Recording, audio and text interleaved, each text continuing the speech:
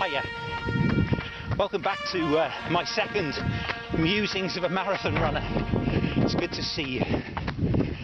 8 weeks to go and I'm out training on the coast path around Llanelli. Today I'm thinking about something that all marathon runners are really keen about. There's not much you need to be a runner, but there's one thing that's absolutely essential. You need to make sure you get this right. It's the shoes. You need the right marathon shoes because you're going to be pounding many miles. When I started training, I had a pair of shoes. It was an old pair of shoes, and I've been wearing them for quite some time. They're great, they're comfortable, and I think that my feet and toes were intimately acquainted with just about every stitch and seam in those shoes because they were so well worn in. Problem is, they were nearly worn out. The sole, it was virtually not there anymore.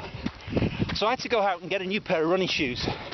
And the first time I wore them, they were actually quite strange, a bit uncomfortable. And I must confess, the second time I was going to put them on, I didn't. I put my old shoes on. But you know, the thing is, those new shoes were safer to run in, better pair of shoes. They weren't worn out. And so I decided I'd better stick with it. And so as time has gone on, those new shoes have been worn in too. They're not worn out, they're great. Do you know, sometimes that's the story of our lives, isn't it? We want to stick in the comfort zone with what we know, what we're familiar with. And I guess the BMS disaster recovery team have experienced that as they've helped Syrian refugees move from their home to a new home. Strange land, must have taken a lot of getting used to. But nevertheless, the new land, strange at first though it was a safe place. It was a good place to be. We can be like that too, can't we? We choose to live in our comfort zone. We see, well, maybe there's something new out there, but we don't go for it, just in case it's uncomfortable, just in case it doesn't feel right. So we stay with what we know, and we miss out. Do you know, Jesus never allowed that. He was constantly calling people out of their comfort zones into the zone which we call following Jesus or discipleship. Two guys, Simon, a zealot, his whole brief in life had been to get rid of the Romans from that land, the occupying force, and use violence.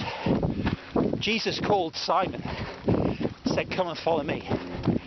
He also called a guy called Levi. He was a tax collector.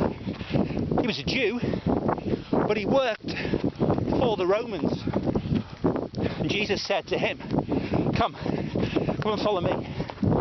And he did. Can you imagine a community with a Simon and a Levi? The sparks that flew, the uncomfortableness of some of those meal times and those conversations. But you know, Jesus was offering them something new, because the old was worn out.